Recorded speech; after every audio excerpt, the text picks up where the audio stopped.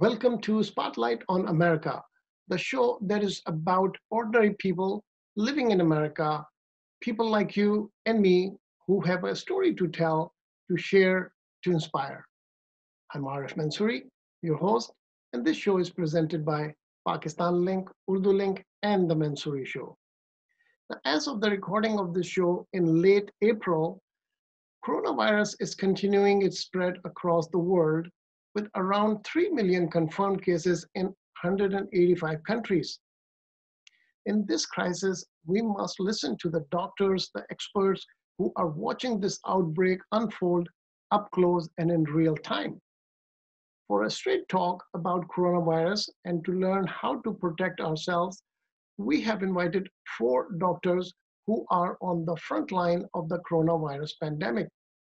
They live and work right here in Southern California.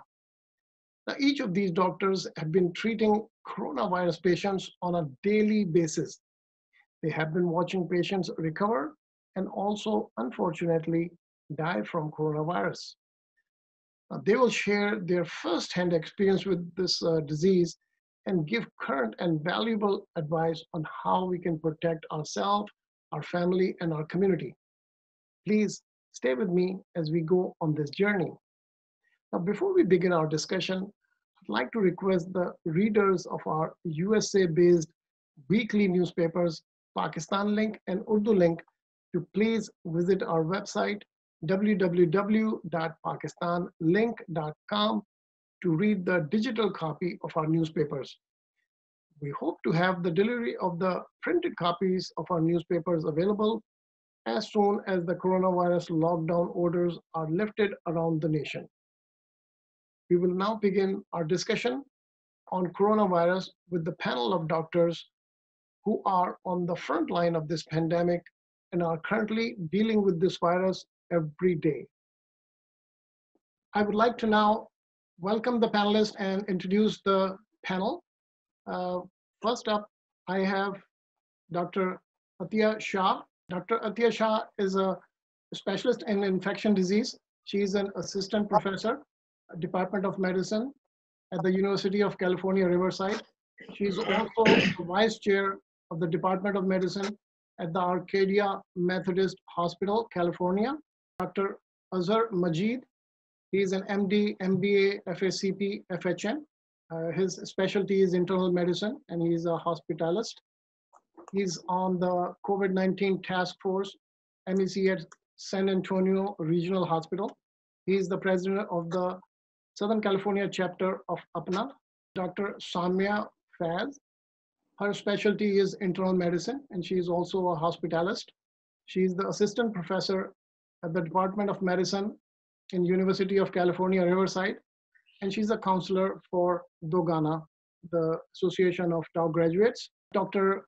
Awais Zaidi, he is his specialty is pulmonary and critical care. He works at the San Antonio Regional Hospital in Upland, California.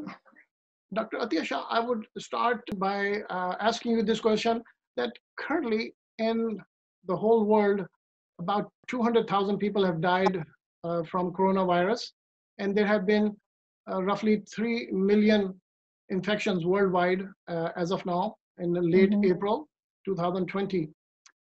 Now, out of this, 50,000 people have died in the United States. And out of the 3 million, 1 million infections are in the United States. I understand that the influenza virus, which is commonly known as flu, it is also very deadly.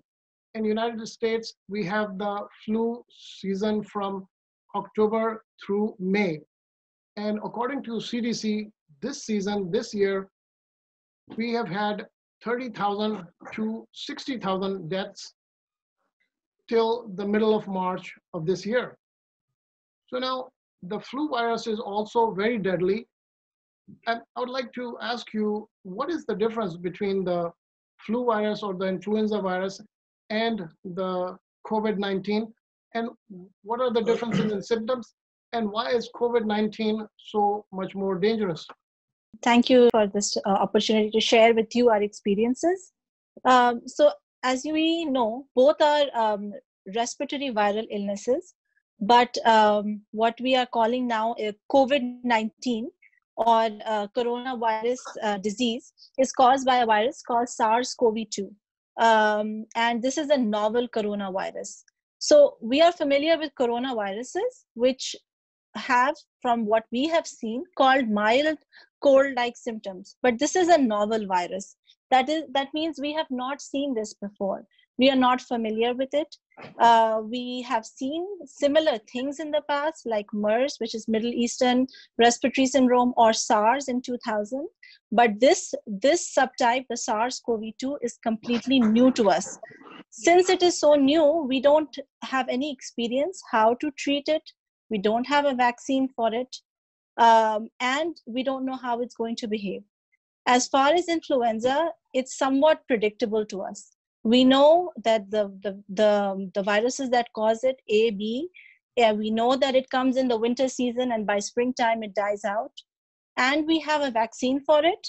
And we also have medications to treat it. And we can tweak those medications as the virus and as if it mutates. But as far as we have the COVID-19, it has completely taken us by surprise, and we have no experience of how it's going to behave, nor any experience treating it or any protection from vaccination, which is why I feel that it has been much more deadlier as an unknown enemy to us. I would like to share with you some differences that it has from influenza and coronavirus. It is definitely has much higher mortality than influenza and also infectivity. We assess infectivity by an R0 number. It basically tells us how many people will be infected if one person becomes infected. So for that flu, that number is 1.3, which means one person who's infected infects another 1.3 person. However, for COVID-19, that number is at least 2.5 to 3. That means any one person who's infected goes and infects 3 more people. As far as the incubation period for flu was only 1 to 4. So we know as soon as somebody gets an infection, within 4 days they have symptoms. However, with COVID-19, the incubation period can range from 1 to 14 days. And the incubation period mainly means the time from exposure to first symptoms. But the problem here is a lot of times during this 14-day period, people are transferring the virus without even knowing that they have illness. So essentially for the 5 days or 6 days before they're even aware that they are infected with a virus, they are spreading it to others. And this is a very dangerous aspect of this virus, which is not really so much so with the flu. In addition, the hospitalization rate for COVID-19 is much higher, about 20% compared to 2% for influenza. I mean, both go and cause pneumonias, but COVID-19 has definitely proven to be a more serious infection, which is why its case fatality, which means percentage of reported deaths among total cases, is much higher than flu. If for flu, it's about 0.1, but for COVID-19, it's about 3.5%. So these are the reasons why COVID-19 has been much more deadly than the flu that we are familiar with. Thank you so much, Dr. Tirsha. Dr. Azhar Majid, your specialty is internal medicine and you are a hospitalist, and you see patients inpatient and outpatient. So you see the patients of COVID-19 at your office, outside the hospital, and also at the hospital. So I'd like to ask you, what is your experience managing this virus in the office and in the hospital? And how can one prevent getting to that stage to have to be admitted to a hospital? Thank you, Mr. Mansuri, for having me on this panel of frontline physicians, and it's my honor to be here with all of you. First of all, I just wanted to say, for our general discussion here tonight, and probably for all the physicians, this is really an informational, and it really doesn't constitute providing medical advice, diagnosis, or treatment. I really want to remind everyone, please contact your primary doctor, get the specifics for your health conditions, But again, Mr. Mansuri, 2 very important things. Number 1, how are we treating these patients in the office? Well, as you know, the governor's stay-at-home order and the LA County Safer at Home program has been instituted now for several weeks. In fact, most offices are closed nowadays because they can't prevent the strict social distancing and the criteria that a large hospital could, for example. So to that tune, we've actually instituted telehealth throughout our practices in outpatient. The patients are having video visits. We can see them in real time. We can get to them quicker, and they can be safe at home. They don't have to travel. They're not exposed to anybody in the office or in their journey. And that's one of the ways that we've been kind of working on it with the telehealth video visits. To really get to your point of the issue of how to prevent hospitalization. Well, first off, obviously, if anybody has a serious medical condition, shortness of breath, chest pain, so forth, you need to call 911. You need to make sure that you get medical care. I don't want you to delay your medical care. The issue of getting to the point of when the patient needs to be hospitalized. Obviously, we have CDC's high-risk criteria, including, age, including multiple medical histories and comorbidities, as we call it. And obviously, these patients need to be pre-screened and need to be directed to the appropriate facility. How can you prevent it really at home? Is really to follow the rules, the practice the social distancing, stay at home. Really, I'm encourage all my patients, especially those over age 65, you really don't need to leave your house unless it's absolutely necessary. If you're an essential worker, I understand you got to go, but now most counties, including here in Los Angeles, have allowed our essential workers to glove up, mask up. And what you can do normally is what all the officials and all the advice you've been hearing: wash your hands for soap for at least 30 seconds, avoid touching your eyes, nose, and mouth when on washed hands, clean and disinfect frequently touched objects and surfaces, cover your sneeze into your elbow, not into your hands, wear a face mask. And, we're a little bit late now, but for those of you that got the flu shot to prevent influenza, there's still time, and CDC still recommends getting that if you haven't done so this season. Thank you so much, Dr. Majid. My next question is for you, Dr. Samia Faiz. You are an educator, and you are also, your specialty is also internal medicine, and you are a hospitalist. So you see the patients, inpatient and outpatient, but you are also an educator. You are an assistant professor, and you're teaching medicine. So I would like to ask you, from your perspective, how are you teaching, or what are you teaching your patients? And also, what advice, what can you educate us? What should we do regarding this situation with the coronavirus? Assalamualaikum. Thank you so much for the opportunity. I really am happy to be here. And as this pandemic has affected everybody, it's really better to educate our community and our patients. So our patients, I see mostly patients in inpatient setting and not outpatient at all. Mostly educating my residents. I round with my residents. So I see really, really sick patients in the hospital, the patients who are dying, and the patients who are COVID positive, and patients who are non-COVID positive who are at risk while they are in the hospital. So it's a really challenging situation in the hospitals, and then we have to educate our patients when they are discharged from the hospital to be safe. There are patients in the hospital who are COVID positive, and when they recover and when we discharge them, we have to be very specific with them, just to not to share bathroom in their bedroom with other family members. Their things should be separate. Their things should be separate. Their food should be separate, and their trash can should be separate. And then we dispose everything. And we ask the caretakers to really have strict precautions, hand washing, spraying the disinfectant on all the surfaces, and then, hand washing before and after touching the patient's stuff. So that is for the COVID positive patients that we see. And then when they're discharged, we have to quarantine them. We have to isolate them from, at least as a CDC council recommendations about 14 days from the onset of their symptoms, and when they're discharged, they should really space out and distance themselves. Once the quarantine is over, they should still practice social distancing. Regarding non-COVID patients that we see in the hospital, when they're discharged, it will be same as the regular community members, as Dr. Azim Majid said, and as Dr. Atiya Shah said. It's the same thing. The community is really challenged right now. Is this practicing social distancing? And it should be 6 feet and over.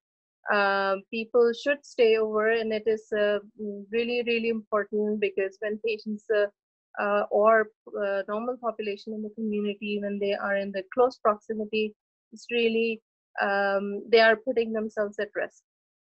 So regular community members, we ask them to wear a mask. A cloth mask is fine.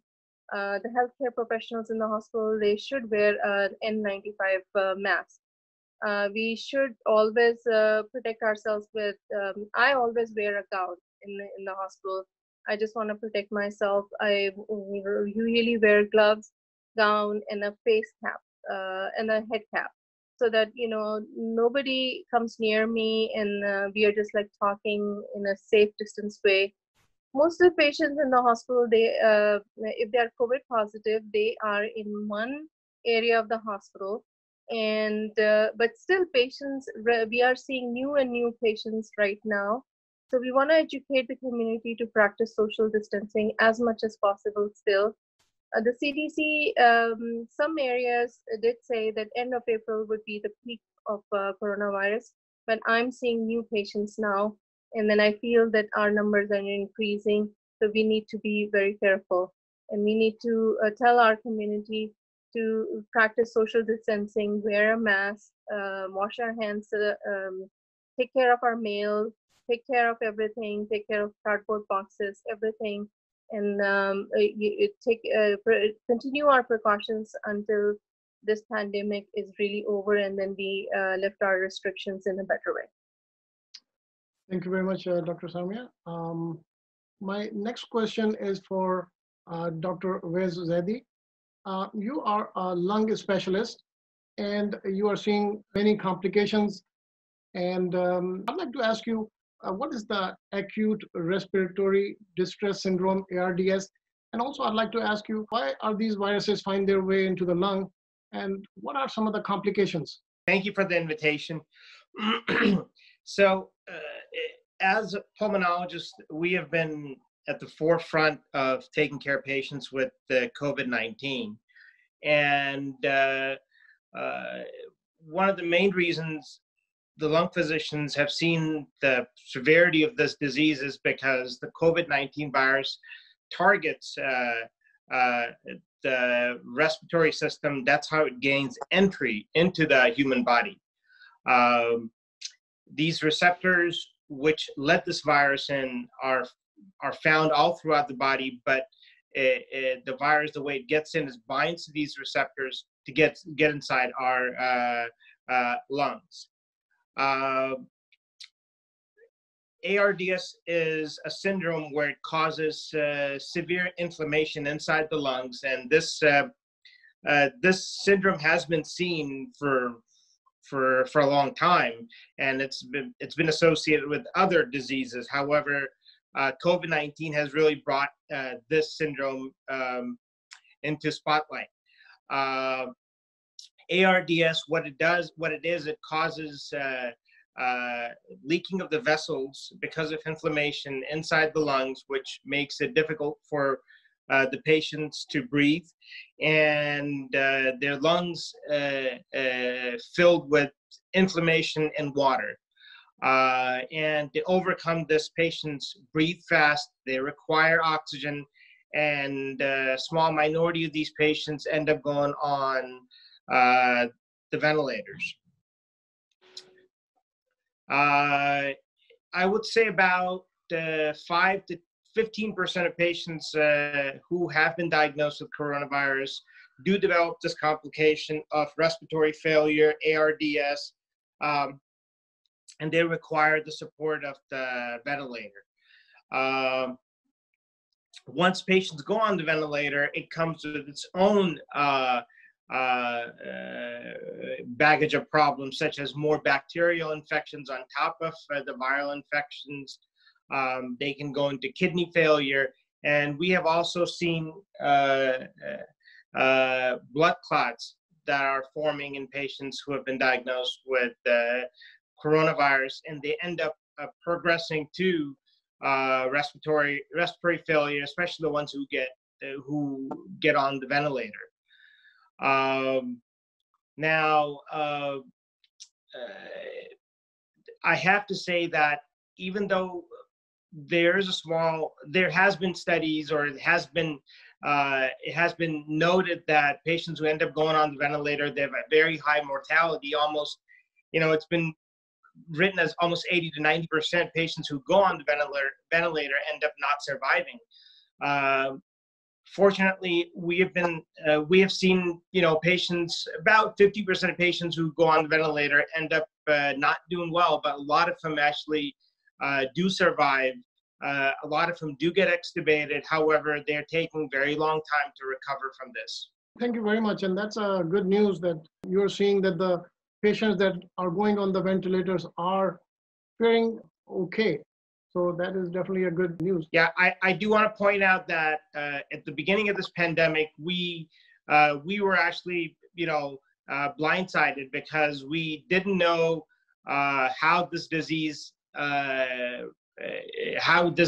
act, what do patients present with, and what are the complications we need to be watching out for. As we get to know our patients more, as we get to know how this disease works, we're able to take care of these patients better, and the complications that are associated with this disease better, and hence we have better outcomes.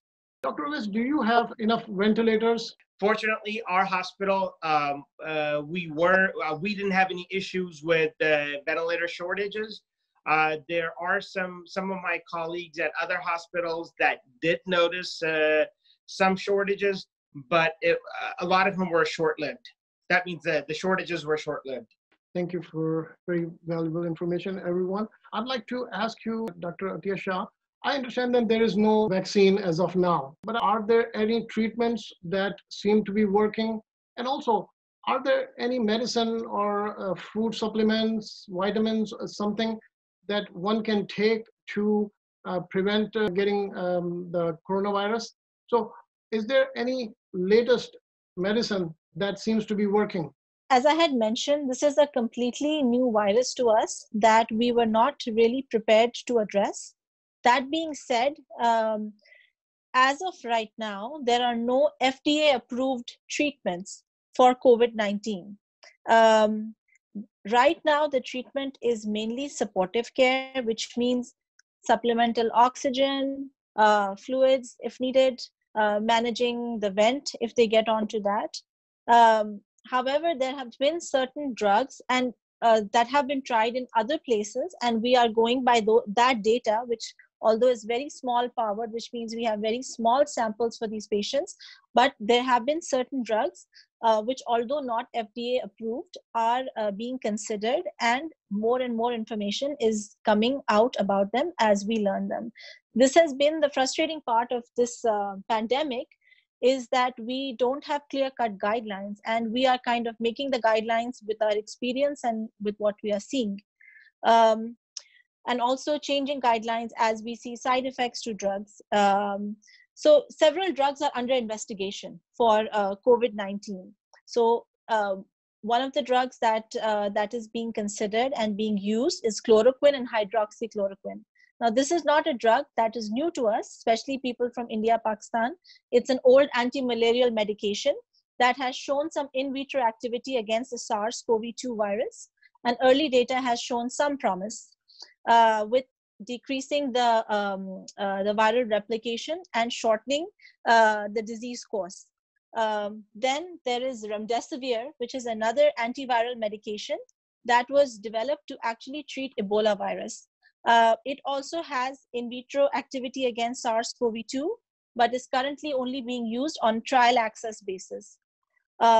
Then there are other drugs that came and were swiftly not thought to work. And these are some of our antiretrovirals like lopinavir, ritonavir. But they were trialed in some of the patients, but not really found to be very beneficial. Other things that we are trying are convalescent serum plasma, which basically means that any patient who has recovered from this disease and has antibodies to this, basically they are trying to take out those antibodies and give it to the patient that is struggling with the disease in an effort to help that patient fight this virus. The other things that are being considered and used are immunomodulatory agents. So the way this disease works is a two-pronged approach. One is the activity of the virus, which causes the damage to the lung. And in reverse, it's also the body's ability to fight the virus, which is causing a lot of the damage as well. So basically, these drugs affect the immune response of the body to try to prevent further damage. Unfortunately, none of these therapies are completely proven to be efficacious. And there are still trials and new information coming out about managing this every day. As far as coming to nutrients, so I think the biggest thing at this point right now is trying to prevent the illness, keeping healthy, exercising.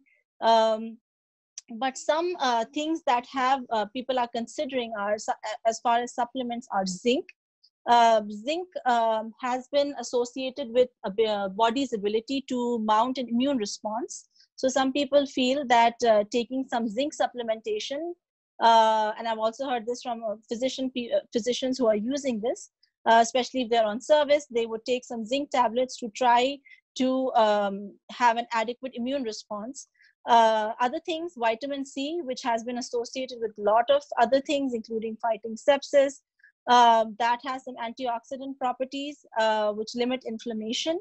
However, I can tell you that oral vitamin C is not enough. And what has shown some benefit is IV vitamin C. The other things are vitamin D. It has shown that good levels of or adequate levels of vitamin D help with inflammation and prevent tissue damage in the body. So these three supplements have shown some benefit. But other than that, I think right now we are still in the trial and error phase of trying to deal with this virus, which is somewhat unfortunate.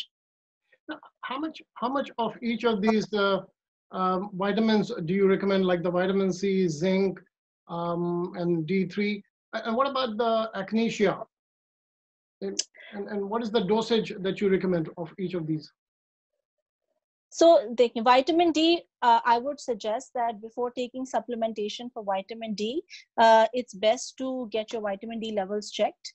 Most of us in California are lucky that we have average sun exposure, but nevertheless, so the dosing would be based on your deficiency and how deficient you are. So I wouldn't say that it's a fixed dose. For zinc, it's about 50 milligrams per day. We do not want to take overdosage of this because it can have effects on the kidney. And for vitamin C, most people usually take about 2 tablets a day. But the efficacy of all these supplements is not proven. Thank you so much. Dr. Azhar Majid, I would like to ask you, what happens if I feel that I have coronavirus? Who do I call? And if I feel that I may be infected with coronavirus, can I get tested? Do you have any resources for us for that?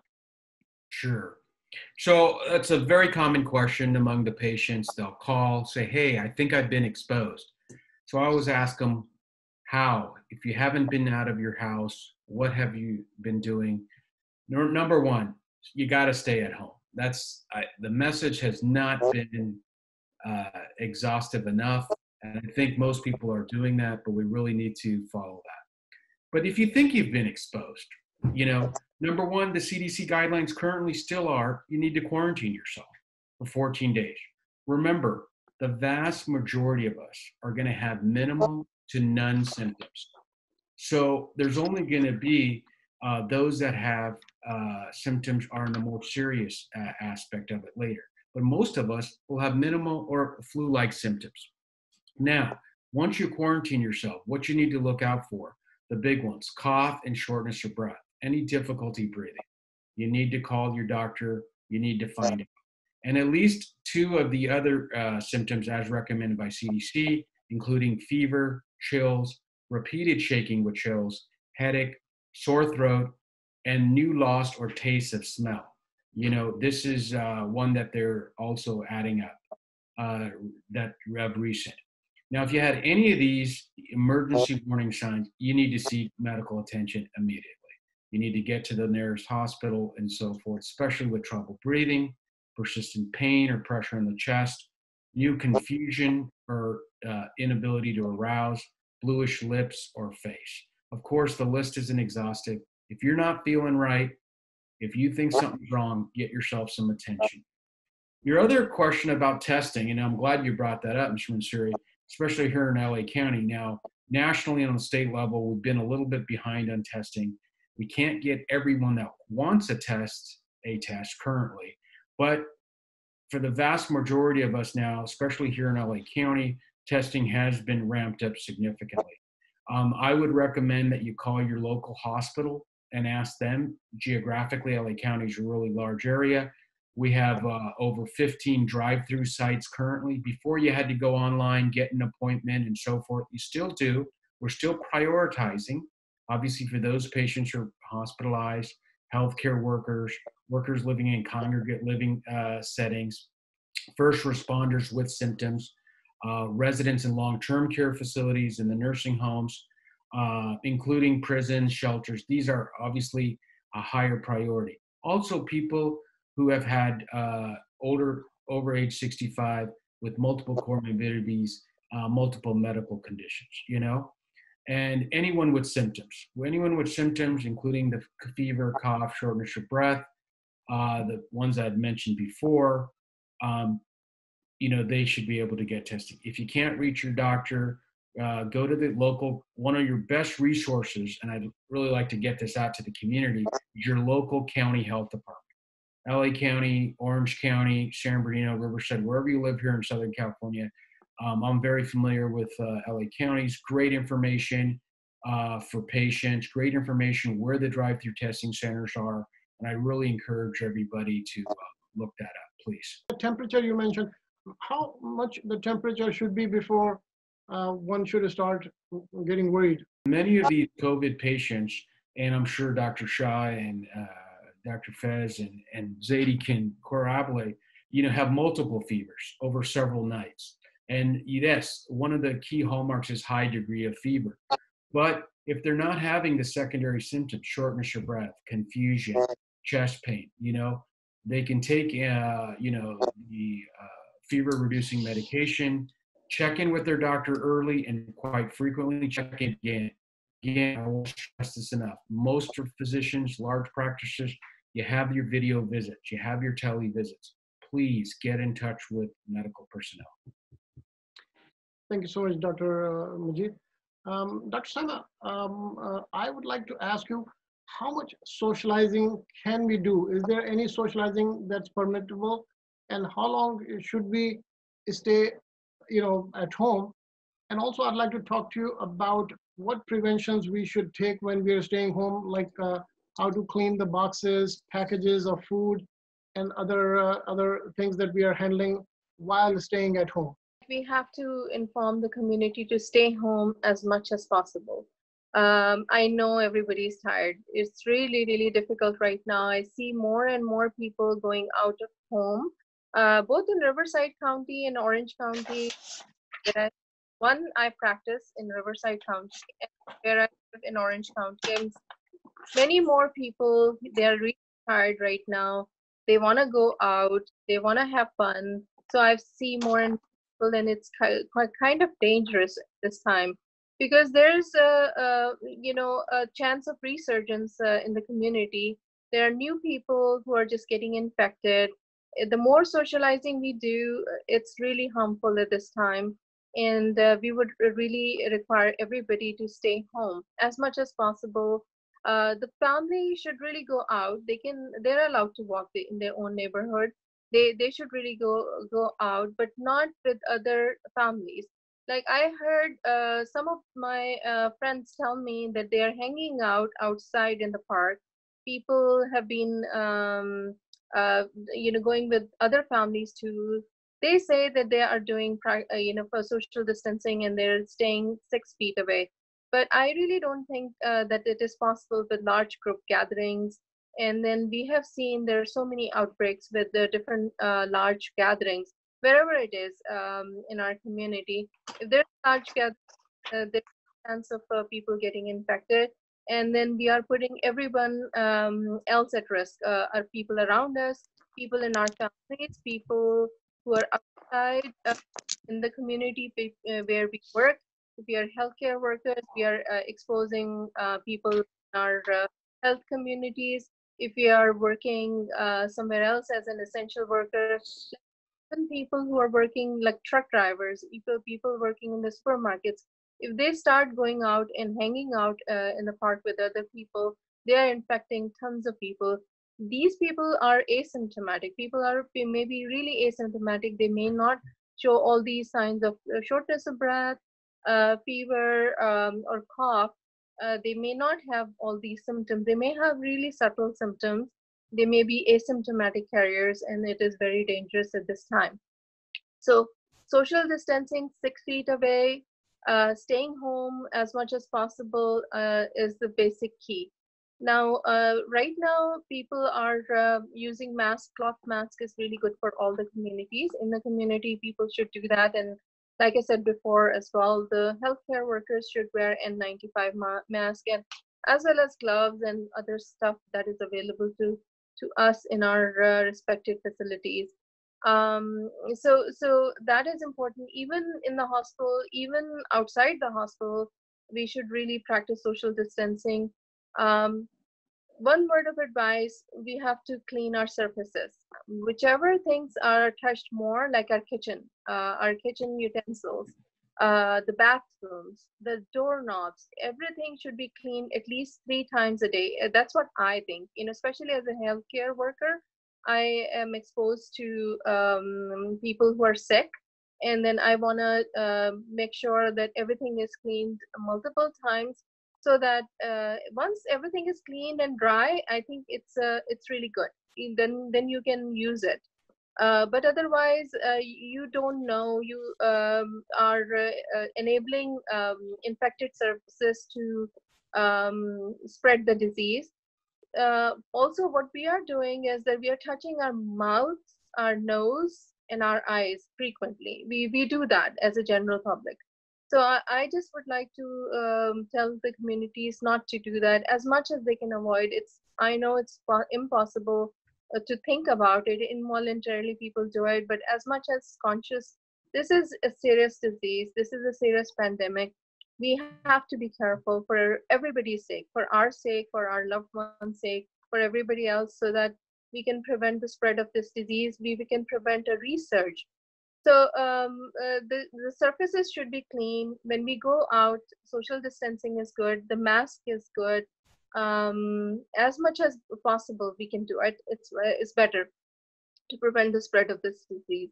Thank you so much, Dr. Samo. Now, next, I will ask Dr. Rezadi, are there any, medicine that I can take, or is there anything I can do to prevent my lungs from getting damaged? Any supplements, medicine, exercise to ensure that my lungs don't get, in a shape where a ventilator is needed?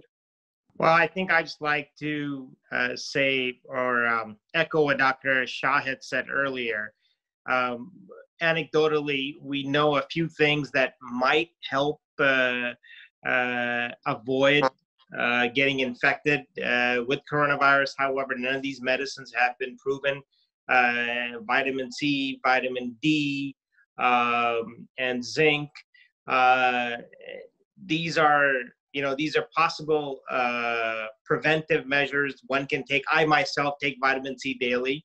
And I don't think we're at that stage in our knowledge to suggest anything that would prevent that. that would prevent us from getting any of these viral illnesses, especially coronavirus. I'd like to ask a question of all the panelists. I'd like to know, what prevention are you doing personally? I know at the hospitals and at your place of work, you take precaution to not get infected. But what do you do at home? How do you prevent yourself and your family from getting infected? I can share what I do, since I have kids, I have parents who live with me, and that is, for any healthcare provider, the biggest worry at this point, I think, is carrying the virus to our loved ones, which is, I think, the thing that we would want to avoid the most. I can tell you that we are hyper vigilant at this point, in the sense that we are very, when I go to work in the morning, I leave from a separate entrance to the garage. I make sure I take all my things. I make sure when we're in the hospital, we are following all the procedures. I mean, the day has added extra 2 hours just because we're donning, doffing, washing up, cleaning after every patient that we see, washing our hands stringently, and then we are wearing scrubs when we are coming home. I make sure that I don't enter the house from where everybody is. I enter separately. The first thing I do is I empty all my pockets, leave everything in the garage. I make sure that I do not meet anybody till I've gone in and taken a shower. I take off my scrubs, take off my lab coat, make sure I put it on the washer right away. I'm cleaning my goggles. If I've stopped taking any extra things with me, like folders, keys. I'm constantly sanitizing my hands to the point that they are becoming so dry. The other things that we are doing at home too, I have separated an area for myself. I have one bathroom, one room that I am just using, even at home, although we are meeting family, but I'm trying to maintain a social distance with my parents. I see them from far. If I have something close, it's FaceTime. Even my 5-year-old now gets his bedtime story through FaceTime. So these are the things that we are doing because there is a lot at stake here for us. These are certainly very tough times. Anyone else care to give their, what they do? I kind of do the same thing as Dr. Shah is doing. I'm wearing scrubs to work every day, and when I come home, I come through a separate entrance through garage. I get rid of my scrubs daily and put them in washer, and I try to stay away from kids as much as possible. So yeah, I mean, we just have to be careful. Yeah, and more importantly, I think, or to add to the others, is we're also following, all of us, being essential workers and frontline people, following the common advice of the governor and the county to stay at home. I have teenagers and older children, and I don't let them go out to do any grocery shopping or unnecessary trips. We have someone to do that. We're trying to order stuff more often. Exercising at home. One thing I wanted to mention, and I think the governor said it last night, the coronavirus doesn't take the weekends off. We can't have thousands of people going to the beach on the weekend. We need to follow this stay-at-home order in order to really maximize the flattening the curve. I'd like to ask you, just to follow up on that despite the high number of cases and fatalities, several states are going ahead with their plan to restart their economies, even though the United States does not have the kind of testing infrastructure that experts say is necessary to open up. So what, in your opinion, is a good time to open up the United States? Or when will this be over? When will you feel safe to take your family to a restaurant or a movie without fear? I feel at this time we should really hold our precautions. We should follow the CDC guidelines. We should really practice social distancing. We should not really go out to the restaurants or think about restaurants. I know the beaches are open. The restrictions are lighter in some of the states, but we should not really take it lightly. We should really, really still practice social distancing as much as possible. It's for our good. We can't feel safe. We don't know. This is a new virus for us. This is a new pandemic. We don't know when it is going to be over for sure. So at this time, even though everything is being lifted off or just a little bit easier, the beaches are open somewhere and salons are open in some of the states, but I feel that we have to still practice social distancing away from larger crowds, away from everything. I agree with all the other doctors, Dr. Yathiya Shah, Dr. Zaidi. It's just added 2 hours of my time taking care of the stuff. I just like I have to put everything in the trash when I come home. There's a separate trash can in my garage. There's separate laundry basket in my garage. I leave few things in my car much more often.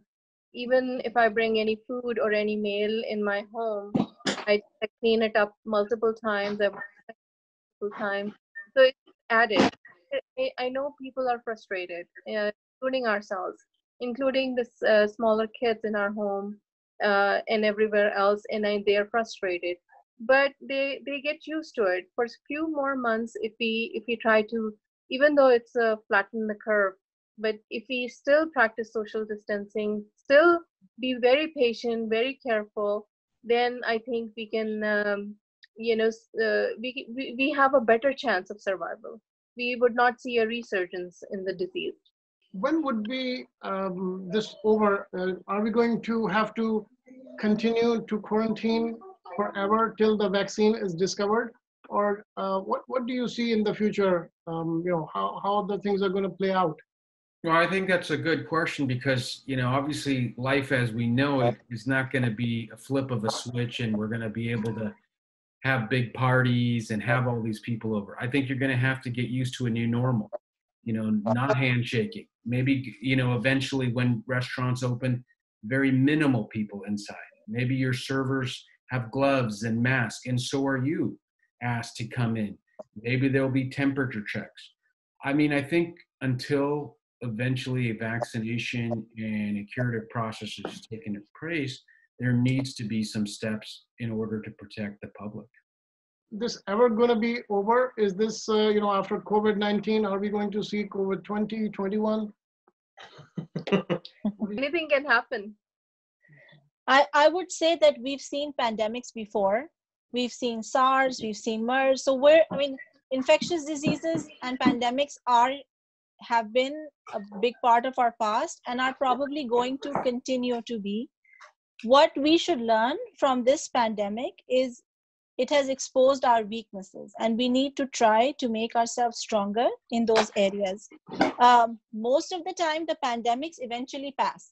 They become more contained, or they, like the flu, are seasonal and pass off with time, or we develop better tests or have vaccines. So I have full hope. I think we need to be patient. We need to give it at least 12 months to see where we are headed, but I'm hopeful for our future. Are you getting enough support from the community, and what can the community do to help you? I'd like to begin with Dr. Zaidi, if you would please. I think we've seen a lot of outpouring of support from the community.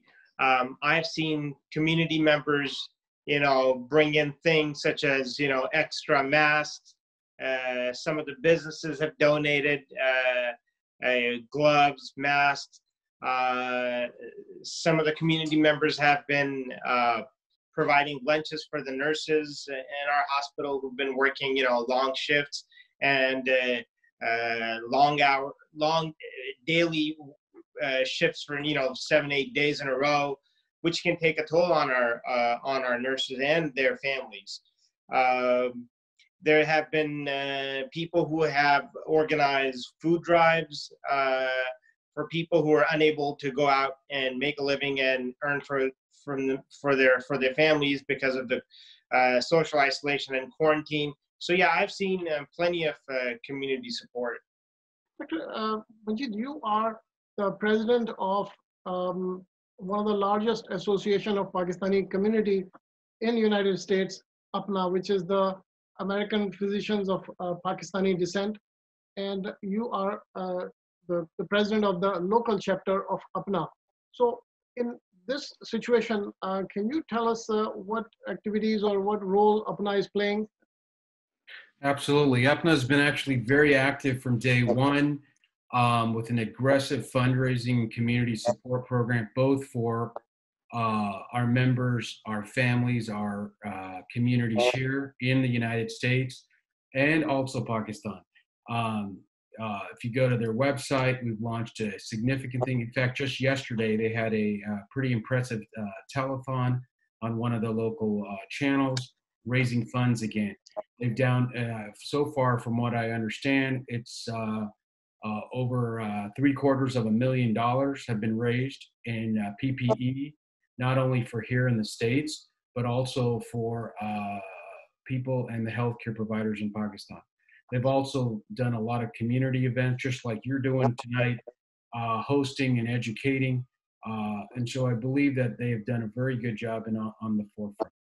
Not to mention partnering with all the local organizations, even in Southern California, whether it be food drives, PPE, in just general, the role of response of the community, not only the Pakistani American community, the Muslim American community, has been really resounding and really quite humbling, because the people have really opened up their hearts and their wallets for a good cause and to help neighbors and friends. My hat off to you. You're doing an incredible job. You're serving the humanity, very selfless service. You're putting your life and your families online, and we pray that God protect you and you and your family, and keep you safe. I'd like to ask you, just as a personal and question, and knowing what you know about the corona infections, and knowing that so many doctors and nurses and healthcare workers have been infected and have lost their lives throughout the world. Had you known that when you entered the medical school, do you think you would have chosen to become a chartered accountant or an engineer? I would say that, as I mentioned, infections and pandemics are not something new. I think we were very well aware of what we were getting into, and we still chose this line. And honestly, I mean, other people look at us as heroes. I don't know if others would agree, but right now, looking at all the suffering, the pain around us, we almost feel defeated. As doctors, we are somewhat perfectionists. We like knowing exactly what we are doing and how best to do what we do. But this virus has caught us at a weak time when we are not exactly ready, but we are getting there. We are trying to come up with new things. We're trying to modify our strategies as we see results. And not for a second do I regret being a physician. In fact, I think tough times bring out the best in people and communities. And we really now have appreciate the things that we used to take granted for. And I think we are all going to come out stronger from this. Yes, I believe we are doing a great job, given the circumstances, given what we have. We don't know much about the virus. We were not prepared much, but we are willing to sacrifice our lives or be together in this pandemic as a healthcare worker. So I still could be a healthcare worker no matter what, and try to educate, or as an educator as well. So my job is not to protect myself and the doctors around me and the residents. I have to be a role model for them, and then teach them the best qualities of life. And they have chosen this profession. They are new in this profession, not to instill fear in them. So we have to fight it together. Teach them to rise above the norm. We have to teach our communities. We have to stay strong during this time. So we are a role model, not only just a healthcare provider, but a role model for other people so that they stay strong too.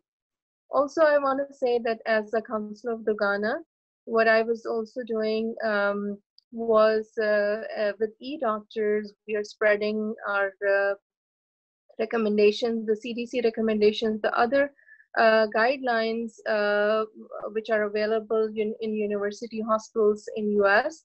We are educating Pakistani people about that and taking lectures and like spreading the word so that globally we are proficient in spreading good word and trying to make sure that the guidelines are effective everywhere else.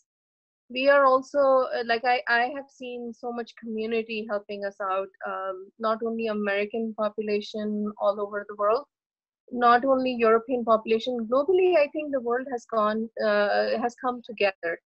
There are lots of organizations, Muslim organizations. They are doing a great job, and our here in Orange County, in Riverside County, LA County, everywhere else, they are really supporting for people, whichever race, whichever ethnicity.